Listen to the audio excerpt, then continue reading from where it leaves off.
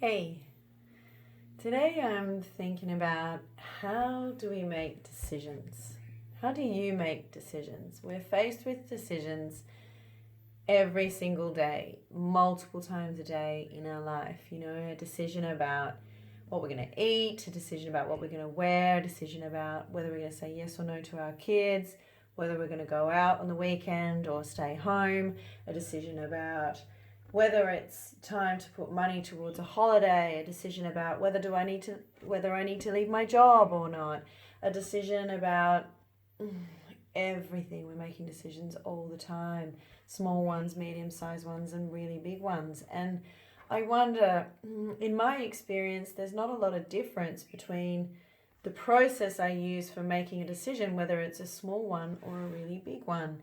And have you ever thought about that process? What is it for you? My guess is that, and what I've noticed for myself and for other people in my observation, is that the bigger the decisions get, the more intense the experience is of making that decision. Unless you're one of these people that has their decision making down pat and you absolutely are in touch with what you know you want and are good to just go out and get that. But if you're not, if you're somebody who is indecisive, who is known to be a non-decision maker, why? What's going on here? Chances are you're up here. So is this your experience? Do you think and think and think and think about all of the aspects of the decision making? Do you go round and round in your head with the good and the bad, the right and the wrong bits, the pros and the cons, the chessboard of it all? Do you try and think like 4, 5, 6 moves ahead? If I do this now, then that's going to be there, and that means I'm going to have that. But if I don't, it's going to take me there. Do you try to make the right decision so as maybe even to not miss out? It's like, I don't know, if I go that way, I'm going to miss out on all of that. And what if that's the right way for me?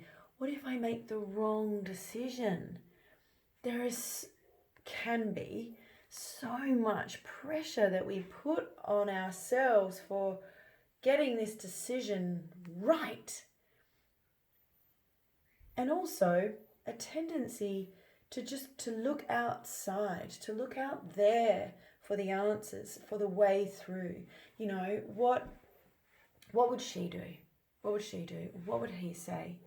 Or what is my teacher telling me that I should do? What do my parents think that I should do? What does my husband say? What does society tell me?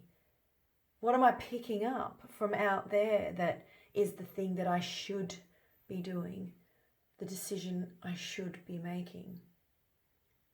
I know how that feels. I've been there, winding around and around and around, feeling my whole body contort and contract and restrict into this anxious, balled up tightness of paralysis, actually. All I want to do is be able to make a decision, and I just can't. I'm frozen. I'm stuck. Here's a thing. We've been taught, and I don't mean we've been taught this consciously. It's not like, our parents and our teachers and our elders said to us, right, it's time to disconnect from your inner knowing and to give all of the power and the trust and the faith into everything that's outside of you. They didn't say that. They didn't do that to us. But over time, there has been this perpetuation of consciousness whereby we sort of, without being conscious of it, believe that we don't know, that I don't have the answers, that everyone else is more wise than me, that everybody else has more information, more clarity, and probably knows better than I do about what is right for me in any given instance or situation.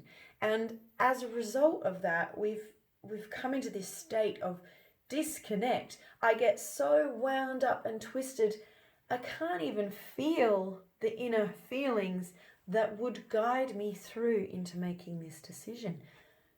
We have inherent within each and every one of us an internal guidance system, and it's called feelings. I mean that in a distinction from emotions, although of course they're connected, but it is very possible for you to feel your way through a decision-making process. And it's not hard. We've just forgotten how. We've forgotten that if we go quiet, if we just stop the noise from our head and stop the intake of information from the outside and tune inward to our bodies and ask ourselves, okay, what am I feeling in this moment? What am I feeling about this? And how does that direct me in this situation or in this decision? We end up coming to clarity and to a knowingness. Okay, right now, this is my decision. This is my yes for right now.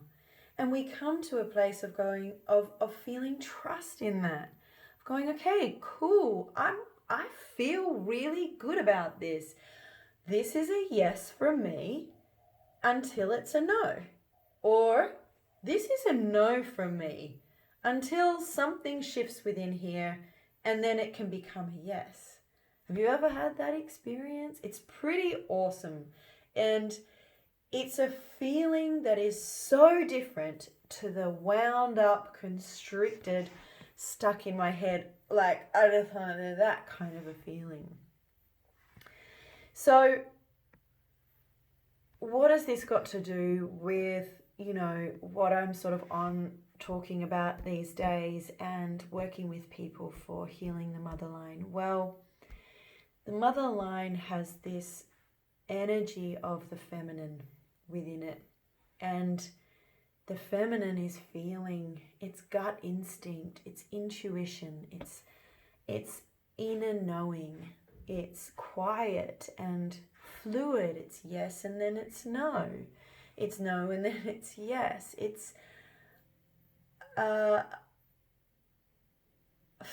not linear, it's not rational, it's not logical, it's not pros and cons, good or bad, right or wrong. And so when we are, as an individual, able to look into that feminine side within us and connect in with it more deeply and do some work healing the mother line that has run down in and through us, healing that perhaps imbalance of masculine, feminine, then it frees us. It frees us and liberates us to let go of the conditioning, let go of the programming that, as I said before, wasn't intentional, it wasn't deliberate by our caregivers, but it has happened. And when we're able to do that, we can take the power back. We can stand in our truth and trust in our ability and our knowingness to make the best, grandest, highest, most aligned decision for us in this moment, in this hour, in this day, in these weeks, in these months, in these years, in this life. So, how do you make decisions?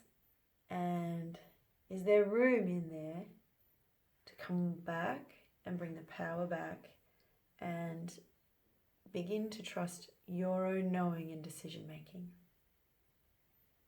Have a beautiful day.